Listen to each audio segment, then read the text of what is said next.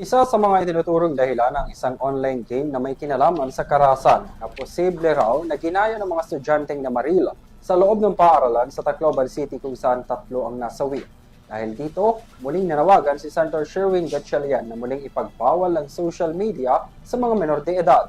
Naka-temporary ban na rin sa ngayon ang naturang online game. Narito ang balita ni Alvin Pelobelio.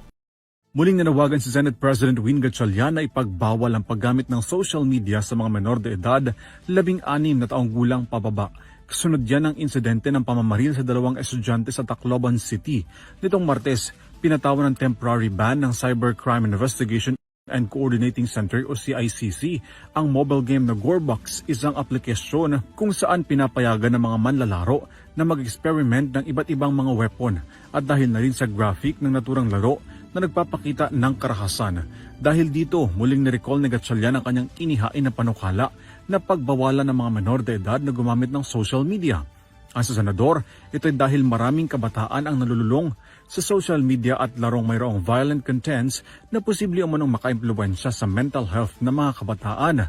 Ayon pa sa pahayag ng CICC, ang pagban sa naturang mobile game ay kasunod ng investigasyon kung saan lumalabas na ang isa sa mga student suspect na sangkot sa pamamaril ay nalulong umano sa online game. Yung batang to, after mabuli, ang naglabas siya ng frustration, nag-vent out siya ng frustration doon sa isang game called Gorebox. Parang Roblox na Gorebox na mas violent, mas unfiltered yung content.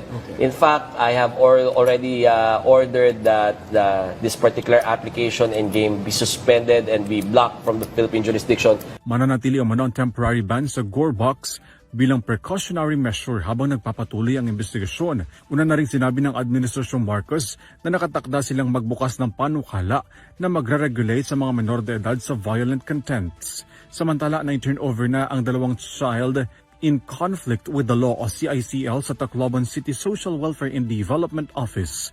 Para sa EuroTV News, Alvin Pelobelio, sumasaludo sa bawat Pilipino.